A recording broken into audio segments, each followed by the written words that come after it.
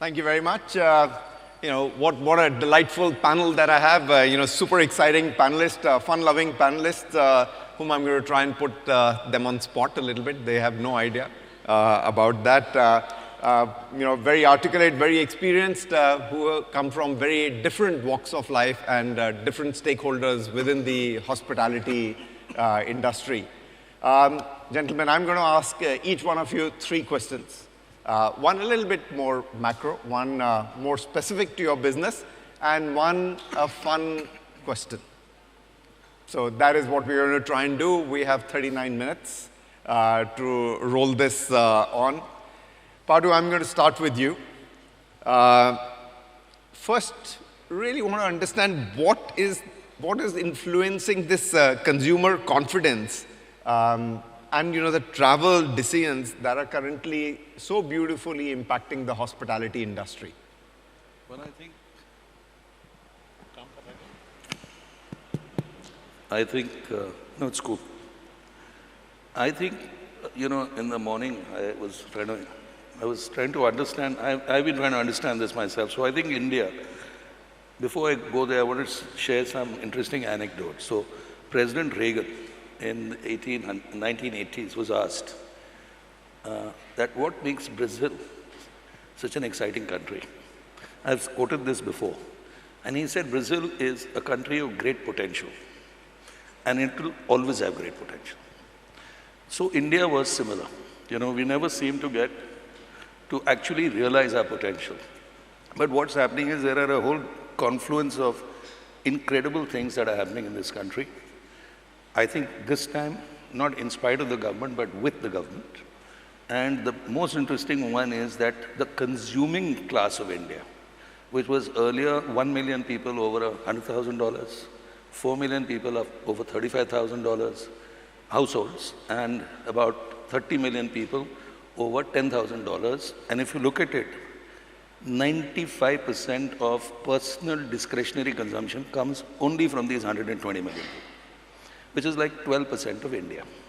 So if you look at GDP growth now, and you just do a simple projection for the next 6 years, we'll be roughly 1.8 times our current GDP. And the number of people who move from under 10,000 to 10 to 35 grows 4x.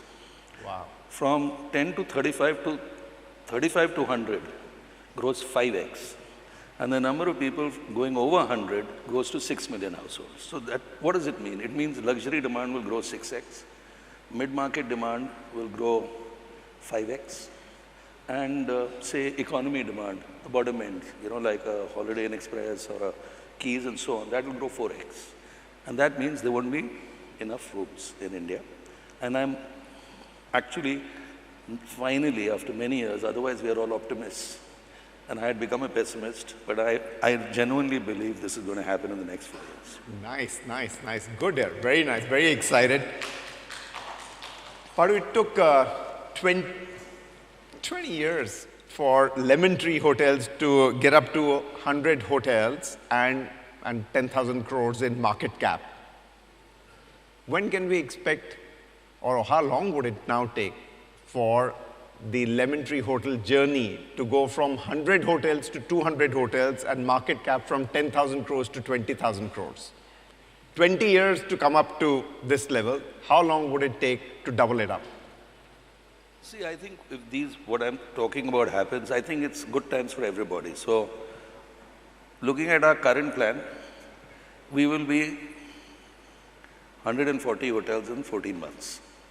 And what I understand from my colleagues, because I've become a bit of a lazy guy, I sit now, relax at home, we should hit 200 operating hotels in 3 years, with maybe another 100 signed.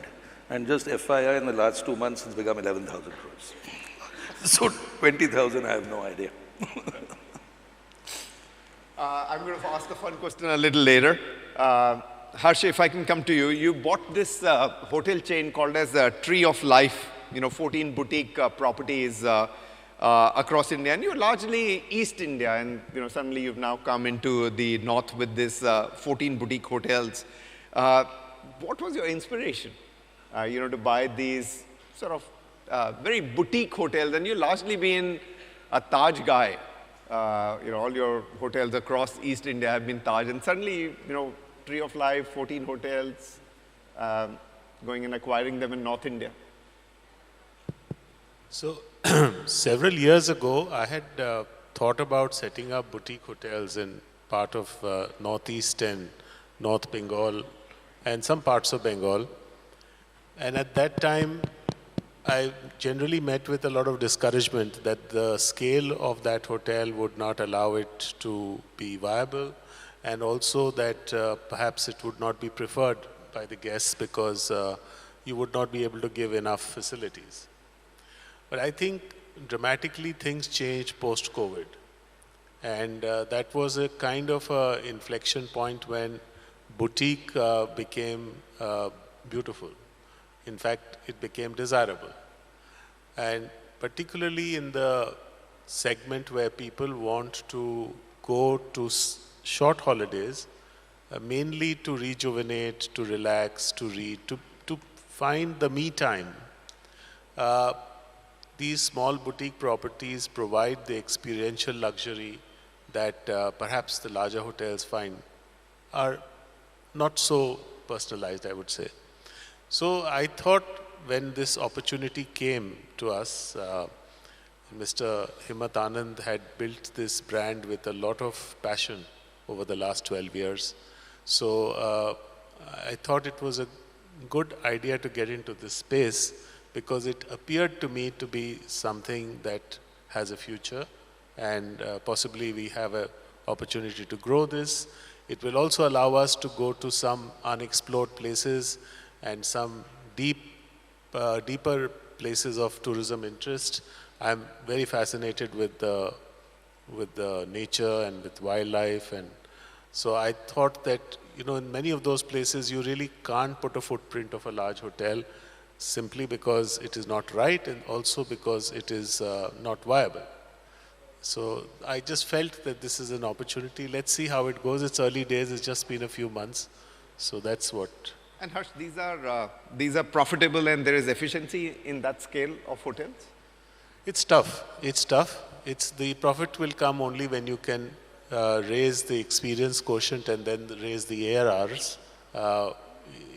It needs to be priced specially, and I am taking a bet that obviously, and this is a bet which we will only know, as they say, success has many fathers, failure is an orphan. So I'm not sure whether we'll be able to write a success story on this, but ultimately it's about being able to price it that way, and that's something we have to see. Harsh, you're a very large developer and you've got a number of asset classes that you develop in East India, whether it's retail, residential, offices, and hospitality. Given these categories, in terms of the return, where does hospitality really stack up? Well, as we speak, it stacks up reasonably well, but I've spent a good part of my life finding myself hopelessly challenged with my colleagues internally and my board that we are allocating resources to hospitality, which was giving the lowest return. Of course, in terms of an asset appreciation, it's not very easy to know how much it will be and whether it is at all liquid in that sense, and all the time there's a buyer for it. So all those issues are there, but as a return on investment, it used to be very, very challenging compared to housing or even malls. But today, of course, it's very different. For the moment, and I hope this will last for a while, so we're just keeping our fingers crossed. And in today's ranking, where would it start? Would be fairly high. Retail is obviously the highest. Retail is number one. It's also a very risky asset class because if it doesn't click, it doesn't click. And also sometimes when in the same geography a much larger retail development comes up, it kind of cannibalizes. There's not real loyalty as such. Hotels are a little more difficult to build, much more investment required. It has to be built well. I think the product is very key to the success of a hotel. Of course, when you have a new big hotel coming up in any micro market, it disrupts. And, but I think India, as Patu just mentioned, is we're going through that very interesting phase where looking at our tourism potential, looking at our population, the room count of branded hotels is minuscule. I think we have, in the whole country, we probably have less hotels than perhaps Bangkok. Yeah. So if that is any indication of what tourism can do for India, and which we see happening, we see that in religious places, we see that in, even when this Sardar Patel statue came up, the kind of tourism that it has generated. So I think a lot of such iconic developments, be it in temple towns, be it in other areas, and the great infrastructure that is linking us. I mean, road travel has never been more pleasurable than of late, including now trains have also become very convenient and very high quality. So I think altogether there is a convergence of disposable income, infrastructure, the world looking at India differently.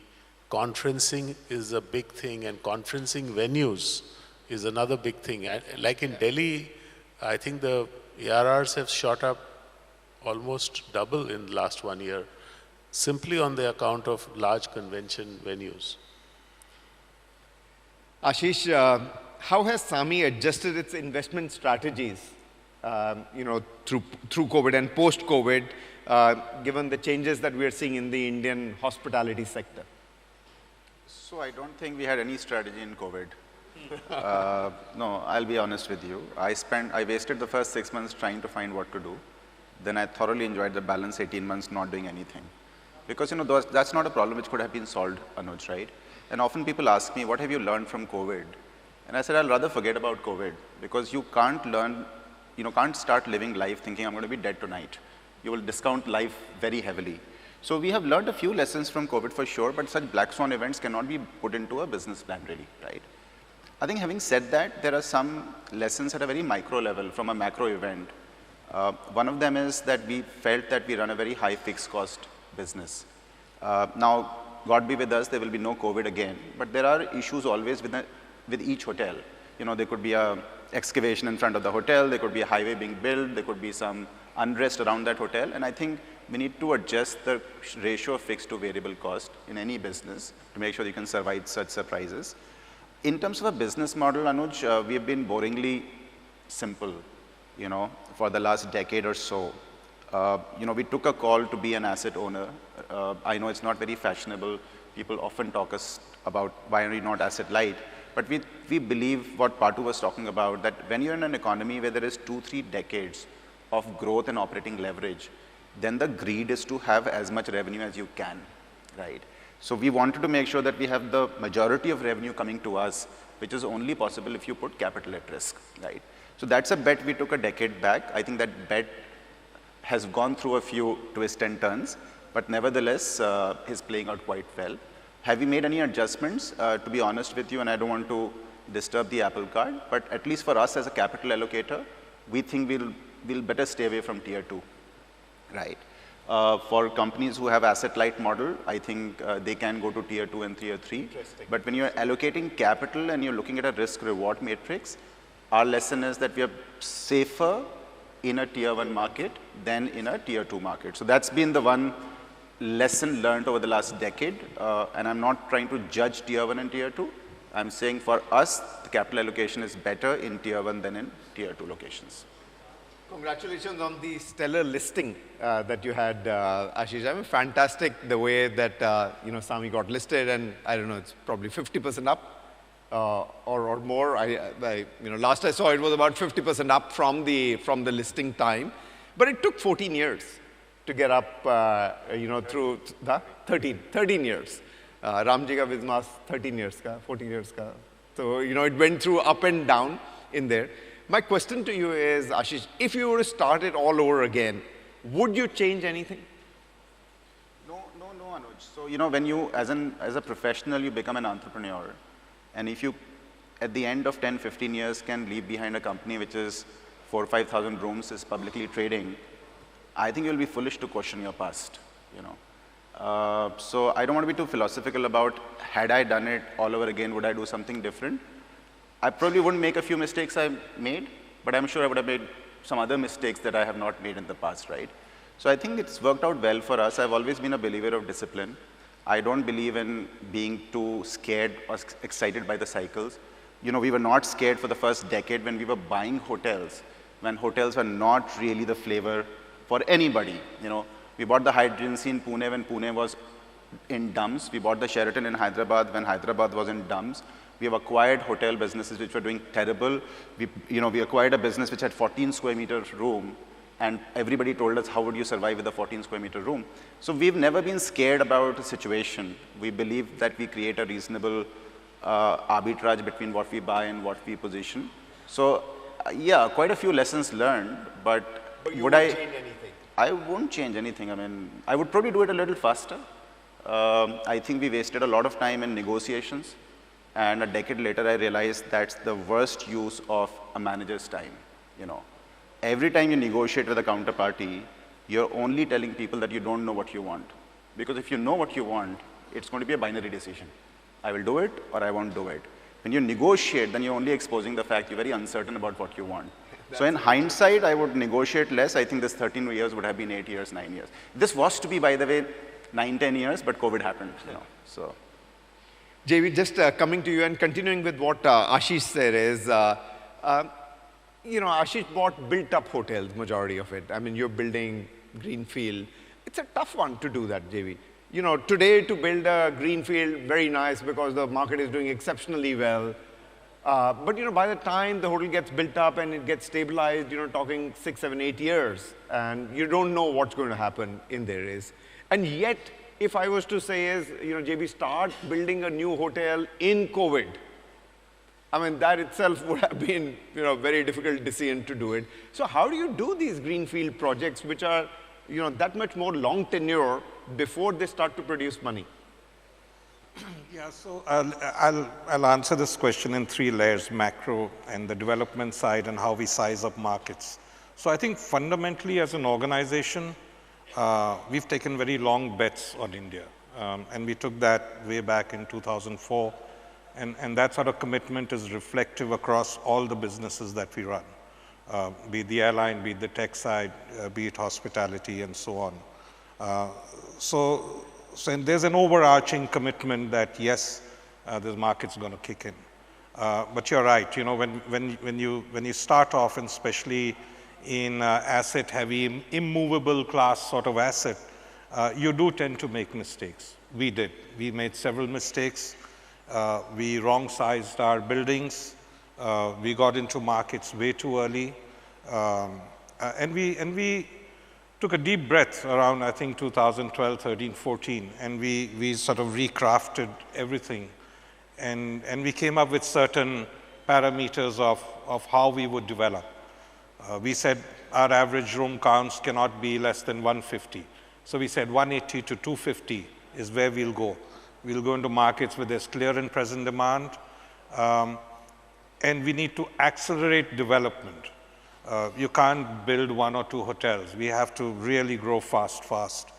And what we also did was we rejigged our entire development process. We almost made it like a factory. We redesigned everything. And there was a time we actually had 8, 9 buildings under active development simultaneously while we were acquiring land. I don't want to say we perfected the model, but I think we understand it very well now. There's another thing that we focus on as a company is get into a asset class or a type of model and don't deviate. And just start to chip away and become, well, aspire to become the best in it. And for us, it was in the mid-scale. So we sort of committed ourselves fully. Every inch of the building, when it gets planned, is known across everybody. Operating teams, it's a JV. It works seamlessly through. Sometimes I make a joke and I say we can build what we build, our ibises and so on, literally in our sleep. We can stand on a site and say, you know, the sizing of this building and the massing will cost us so much. We've come to that point. on the development side. But, timing markets is always a challenge. It certainly was, Anuj, 10, 15 years ago. Those days may be past now, and I think there is a much more larger opportunity available in tier 2, tier 3 markets as we are seeing with infra, et cetera, et cetera. But for us, we tackled it at that time following a densification strategy, and we said, okay, if there's a market that's doing well, this can probably take 7 more hotels of our type, of our brand. So that's what we did. We committed heavily to Chennai. Chennai may be overcommitted, but anyway, that's passed. But certainly Bangalore, Mumbai, and even Pune for that matter. So yeah, that's the way we went about it. And JB, are you finding that majority of your customers who are coming in want a personalized service? And if yes, are you changing any of the behavior in your hotels to provide them with more personalized service?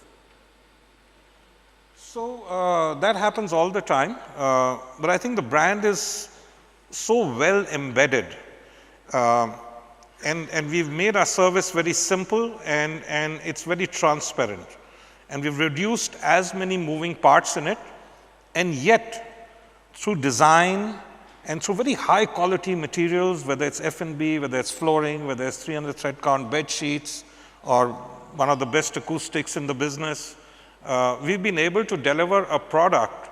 I'm not saying that we are managing customer behavior, but people have now accept our product. We have in excess of 60% repeat customers in our building. We restrict room service, and I think in an ideal world, we wouldn't want any of it. But we still end up doing some of it, and I think going forward, maybe that will come down as we build more intimate dining spaces within the building and get people out of the rooms to come down and eat there. No, I think for us, one of the key things we did about 8, 9 years ago, or maybe 10 years ago, is we said we'll keep shrinking the envelope of our building, but we'll keep pumping in design. So we went very seriously after design. We got some, and you should see, I'm sure you've seen some of our newer hotels, at least 6, 7 of them. They look very different. They are very, very engaging, and almost sort of border on a kind of a smart luxe sort of a place. So that helps us keep our offerings very, very intact. SP, I'm going to come to you. You have several businesses. I mean, real estate is one of the businesses, and your flourishing business on the tech side, particularly the tech that you work very high-end on, the defense and the Gen AI. Do you think Gen AI has a role in hospitality or not really? You asked me last one.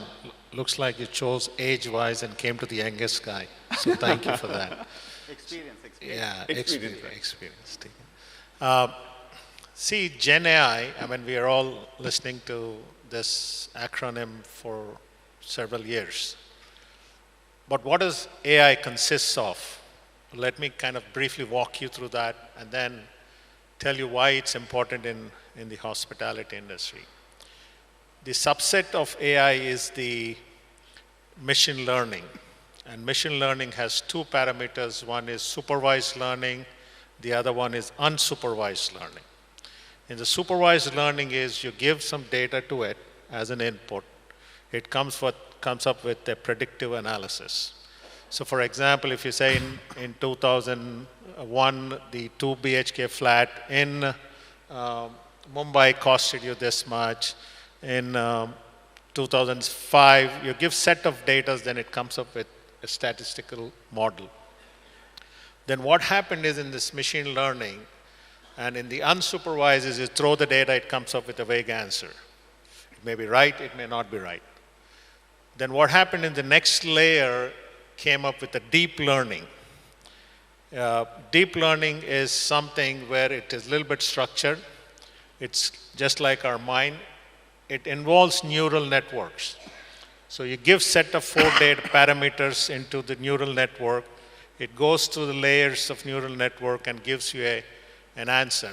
And the answer, if that answer that is not correct, it feeds back and the machine tweaks itself the neural network tweaks the parameters itself and comes up with a closer answer. The next evolution of that is Gen AI. The generative AI is basically you throw anything at it. Typically, Chat GPT is an example. It comes up with a set of answers. Suppose if you say that I want Mickey Mouse skiing in Alps, it comes up with images of Mickey Mouse skiing in the Alps. And I could say Sanjay having a drink in Goa or on the beach. It comes up with images. So it does give a predictive analysis which is close to reality. Gen AI is illusion and reality. Still, it's not refined yet. The more data gets refined in next 5, 10 years is when you'll see the real effect of Gen AI. If you look at China, it has enormous amount of data. India has enormous amount of data. If you look at the market size of Gen AI or artificial intelligence in India is $5 billion today, whereas China is 37 billion, US is about 1.4 billion. In 2030, we are saying India would be 17, China is 104, and the US is going to be around 200 billion. There's a huge scope, and the amount of data that we generate, Patu was saying this morning how they do analysis. I mean, this layer that sits on the data talks about the behavior analysis of a customer. When it recognizes the voice of the customer that is angry, it comes up with a solution saying that, oh, I have these offers for you today at my hotel. Okay, that's the kind of stuff that is going to happen in the hospitality industry, which is tremendously changed the way we do business. I mean, that'll be awesome, yeah. When we're going to see that come to India, it'll be great. Just a quick one, SP, I know you have, within real estate, you have other asset classes as well. And I asked this to Harsh, and he said is that hotels are doing well, and today really on the top end of it is. You've got a Marriott, you're looking to do another one. Would you continue to do hotels, or your thought is that's enough? No, hotels are my passion. I went to grad school, did my master's in computer science in US. While I was studying, I used to manage a 36-room motel in Huntsville, Alabama called Shelby Motel. So me and my wife managed that hotel. So my passion to hotel grew then. And then I started, took 10% stake at a Days Inn hotel in Spartanburg, which is right next to the BMW plant. So I used to go on a weekend because I used to work on the weekdays, and I used to run the hotel, front desk. Even me and my wife, we used to clean the room sometimes when the maids are less. My first job was to walk around the hotel with a stick, with a broom to clean up all the cigarette butts. Okay, that used to tell me. And the way I used to do my feasibility study, now these guys charge lakhs of rupees. Me and my wife used to go sit in the parking lot, go take around the parking lot drive, and my wife used to write how many curtains are open, how many curtains are closed. That tells me the number of curtains closed means the room is occupied. Then we used to count the number of cars. Generally, each car has that. So we did it for free, okay? So, so I just keep reminding this consulting firm guys that's how we did.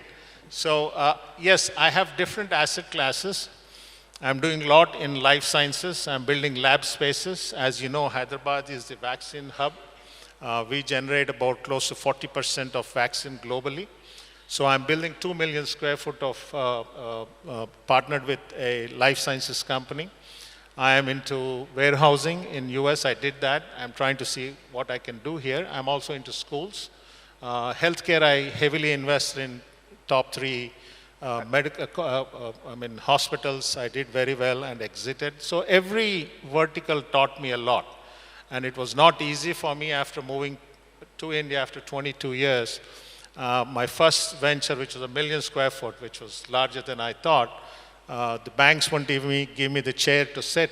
The bank manager wouldn't even give me loan. So I had to struggle through that, and everybody said, you came from US, you don't know anything in India, India mein kaise chalta hai. But I overcome. But this, I'm enjoying it. Yeah, I have a rebuttal for SP. He said that he does hotel for passions. So, often we like to recycle assets. We buy and we sell. So we did approach SP for buying 2 of our hotels. The price he quoted clearly demonstrates he does it for profit and not for passion. So, and I have evidence. I have very strong evidence that, I'm sorry, I have to bust your myth about yourself. With passion you're comes not the doing it for passion, you're doing it for profits, right? No, But धंधा तो profit के लिए करना पड़ेगा. And my witness is here, Jaydeep. अभी पूछ रहा था मैं उसको क्या offer दिया भाई इसको. but Anuj, I think we were talking about you're talking about customer and products, right? I think I have a strong view. I think one area where hoteliers continue to get it wrong is product. Product. Absolutely. Okay, product. I actually think what Harsh is doing or trying to do is the right direction. Okay.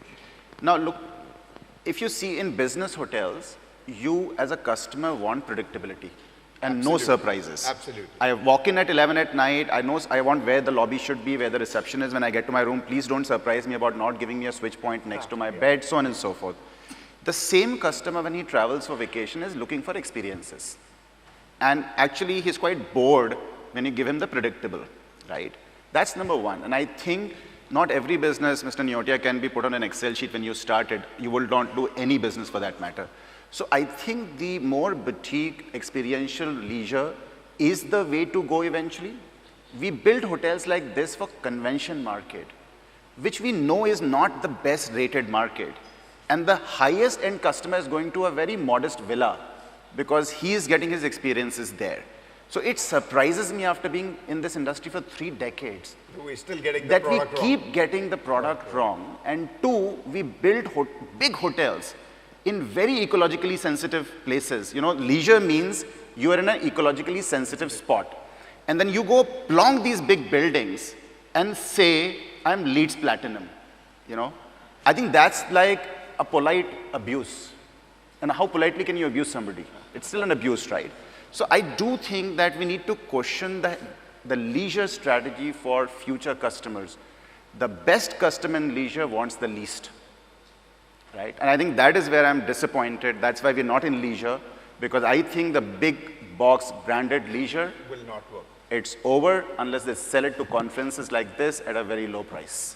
He's not going after leisure because he thinks he doesn't make money in there. What doesn't make money?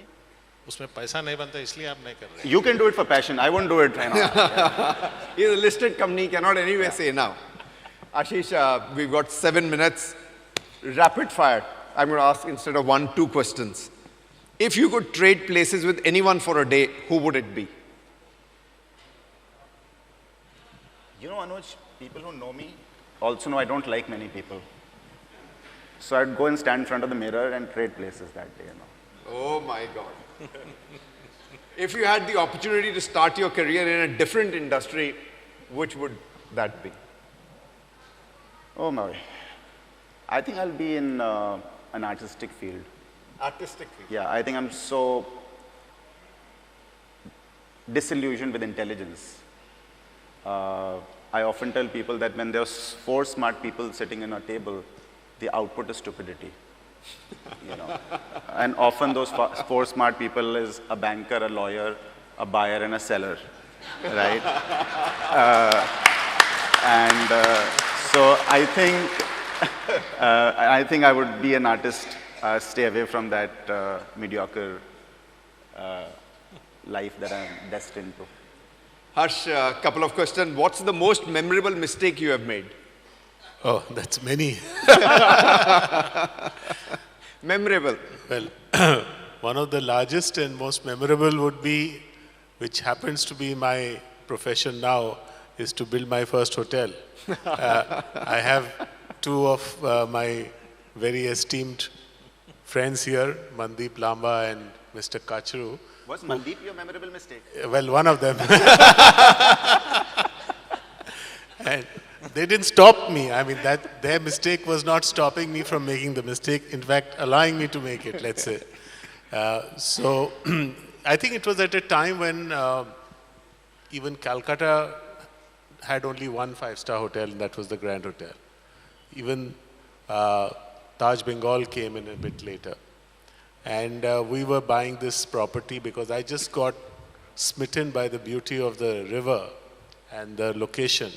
And you know, it was everything which should not be the reason to set up a hotel that Ashish is talking about, was the reason which sort of prompted me. It was the nature, it was the beauty, it was the possibility of doing something interesting. And then I kept justifying to myself that just because I love to do this, probably somebody will come and stay here too.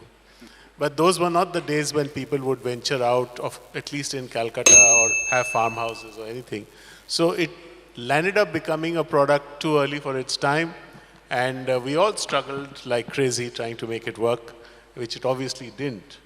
But that also led me to what I really enjoy doing now, and thankfully, hopefully. Not really a mistake. Not a mistake. Well, it's a mistake in the sense that that particular venture went for a toss. But yeah, I think it gave me an opening into an area that I quite enjoy. One more. What's the most important question a leader should ask himself or herself? Excuse me, I didn't get that. What's the most important question that a leader should ask himself or question?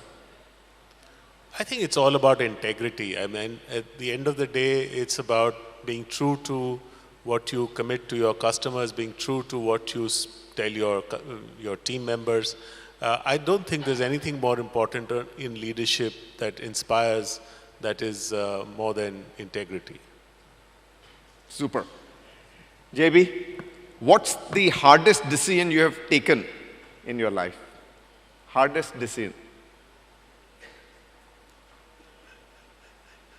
So many. But I think the hardest one was, I started my career at airports. I used to work for British Airways, and I started out at check-in, and I was doing really well. I grew fast. I became airport manager in 6-7 years, and I wanted to get out and get into the commercial side of things.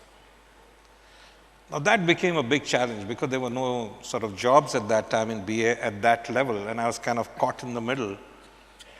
And everybody felt I was a super ops guy at the airport and stuff like that. But I was totally determined to move because I said, hey, my future lies somewhere else, I need to learn more, whatever it was at that time. I was very young, 27, maybe 29. And then a job came for a sales executive. Now here I'm running airport ops, 400 people, etc. And I said, I just have to do this. So I remember meeting my then country manager, that should I be doing this or not? It's going to be one hell of a thing. I could not find any other way. My jobs count. It's not there were 100 jobs, as it is now. And I still remember he told me this is probably one of the best decisions you'll ever take.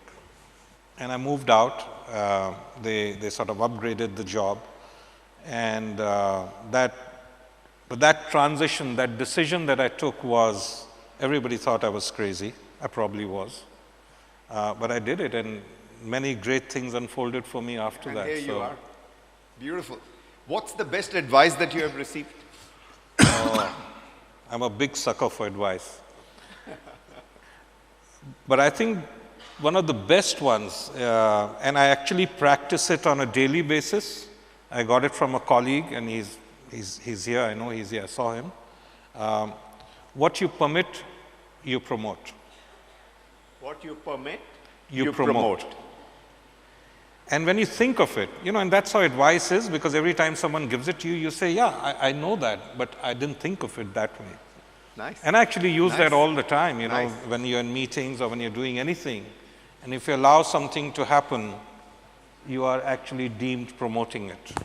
So yeah. Very nice. Great advice. Patu, your favorite way to unwind after a long day? I'm sorry? Your favorite way to unwind after a long day? Always dogs. I like hanging out with dogs. Human and otherwise.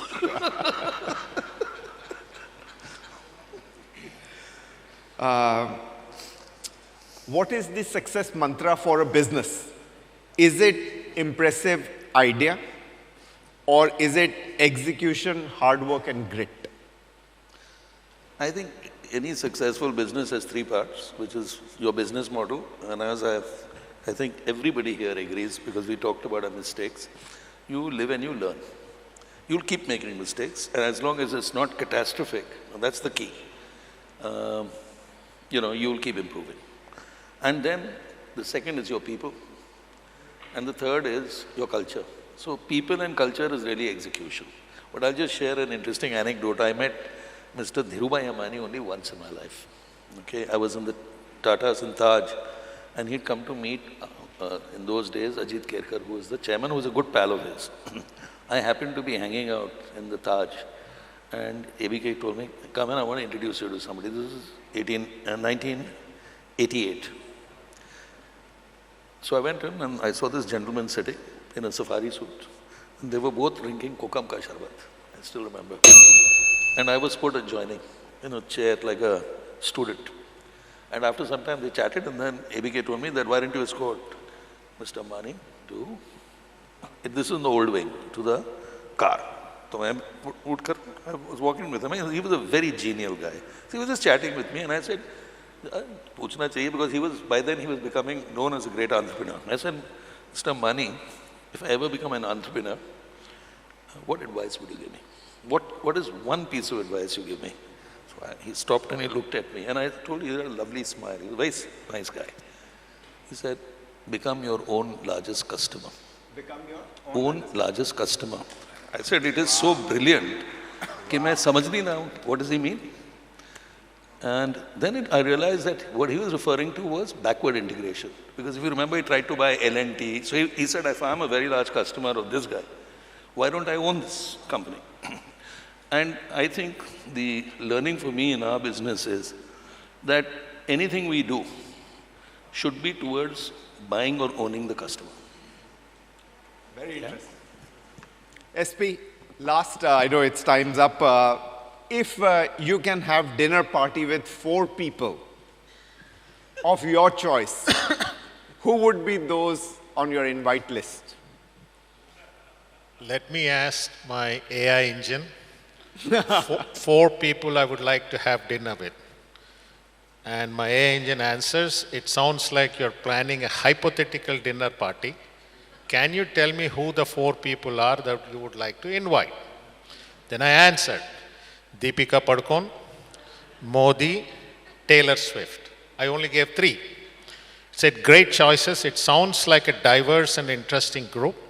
Who would you like to invite as the 4th person? I said, Barack Obama. He said, that sounds like a great mix. Deepika Padukone, Narendra Modi, Taylor Swift, and Barack Obama would certainly make for lively conversation for the dinner. What would you imagine the topic of discussion would be? Ab Deepika Padukone ke paas kya, what discussion will I have? Then I said, I don't know. Then I said, can I invite Putin? It says, invite Vladimir Putin as a 5th guest. That would certainly add another layer of diversity and complexity to the dinner conversation. Maybe the other 4 wouldn't exist if you invite the 5th one. With such diverse group, the topic of discussion could range from politics, leadership to culture, music, and more. It would definitely be an unforgettable dinner party.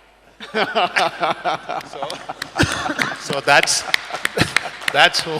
So I don't have to really think about it. I just say who I want to have. If I say Mandeep, you would probably say something else, you know. My last one more, SP, just a quick one. If you could trade places with anyone for a day, who would that be? Michael Jackson. Oh, nice. Michael Jackson. Thank you very much, guys. Big round of applause to the panelists. Fantastic.